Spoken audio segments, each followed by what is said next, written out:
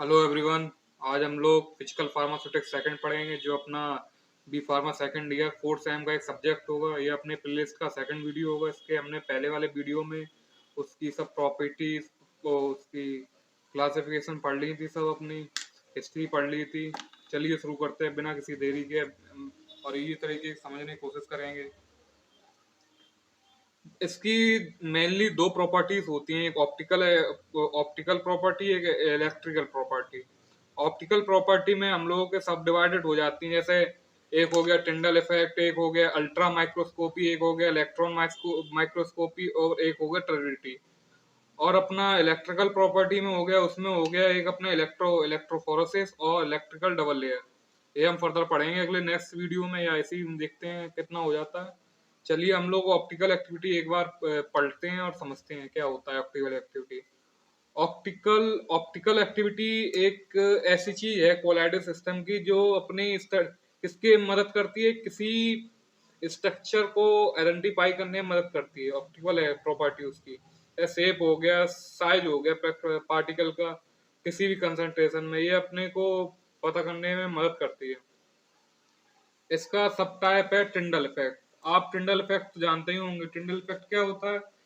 आप कभी बंद कमरे में जाएं जहां पे बिल्कुल अंधेरा हो, और एक यहाँ पे रोशनदान लगा ऊपर, और एक लाइट बीम आए। वो लाइट बीम में जितने ही पार्टिकल इसका लाइट बीम आएगी, उतने पार्टिकल दिखेंगे एक स्ट्रेट लाइन में, स्कैटर्ड लाइन में वो पार्टिकल होंगे। वही अपना टिंडल इफेक्ट है। एक बार डेफिनेशन देख लेते हैं। ऑल दो all those the colloidal system is homogeneous because they disperse particles contain too small to seen. It distinct from true solution by it's able to scatter light. जो अपने जो colloidal solutions होते हैं, वो हम लोग होमोजेनियस इसलिए कहते हैं। इसमें इसलिए जो डिस्पर्स पार्टिकल होते हैं बड़े छोटे छोटे होते हैं, इसलिए उनको डिस्ट्रीब्यूट करना बहुत मुश्किल हो जाता है। इसलिए जो लाइट को स्कैटर करते हैं, एबल टू तो स्कैटर लाइट। जो स्कैटरिंग ऑफ लाइट होती है वही अपनी टिंडल इफेक्ट दिखाती है।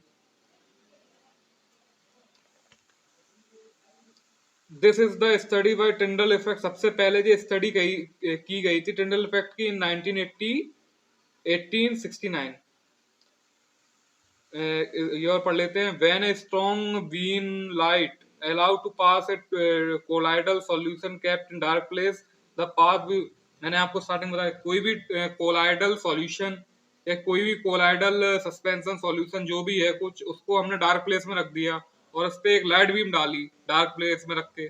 जो लाइट बीम में आएंगे वो सब स्कैटर्ड हो जाएंगे। हम लोगों को ऐसा लगेगा वो लाइट बीम में पार्टिकल लहर रहे हैं, चल रहे हैं।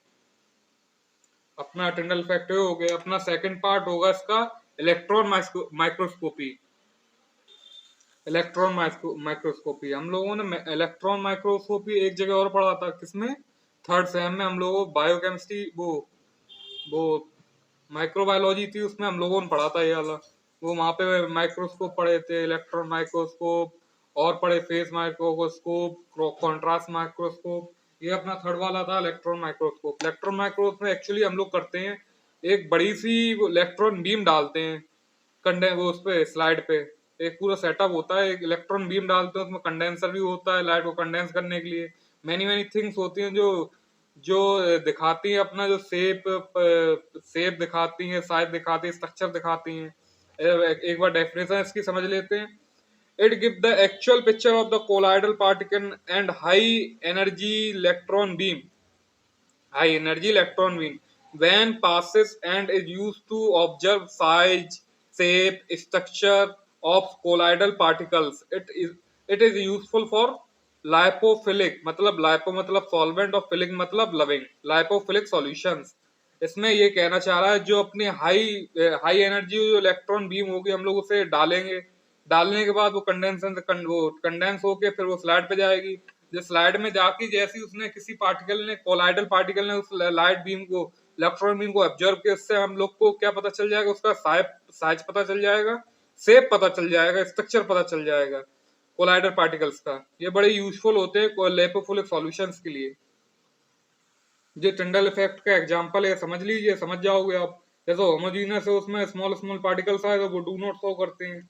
जो कोलाइडल डिस्पर्जन उसमें छोटे छोटे हैं, उसमें दिख जाता है। जो लिपोफोबिक होंगे उसमें ज्यादा दिखेगा, लिपोफिलिक में लेस दिखेगा। समझ जाओगे आप लोग, देख लो। आइए थर्ड उसके पार्ट पे आते हैं, टर्बिडिटी।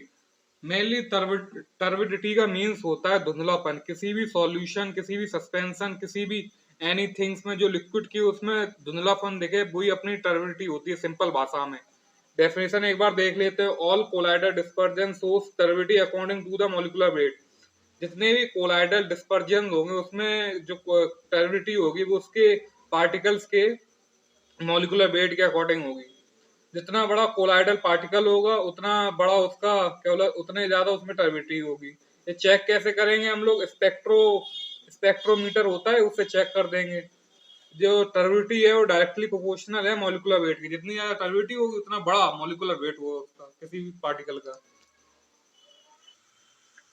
अल्ट्रा माइक्रोस्कोपी क्या होती है? अल्ट्रा माइक्रोस्कोपी ये होती है जिसमें इंटेंस मतलब हाई एनर्जी के संग लाइट दी जाती है। पर इलेक्ट्रॉन माइक्रोस्कोपी में क्या होता है? इलेक्ट्रॉन बीम छोड़ी जाती थी, इसमें हाई इंटेंसिटी लाइट छोड़ी जाती है। Intense light beam is pass through the solution gas the, तो सॉल्यूशन रखा डार्क प्लेस पे रखा है, उसे हाई इंटेंसिटी लाइट छोड़ेंगे। जैसे लाइट हो गई, कंडेंसर हो गया, यहाँ से लाइट छोड़ी, देखिए यहाँ से लाइट छोड़ते छोड़ते यहाँ पे जो पार्टिकल था वो दिख गया, और यहाँ से लाइट पास हो गई। यही है अपने अल्ट्रा माइक्रोस्कोपी। चलिए आज के लिए इतनी रखते हैं, मिलते हैं अगले वीडियो में। धन्यवाद देखने के, थैंक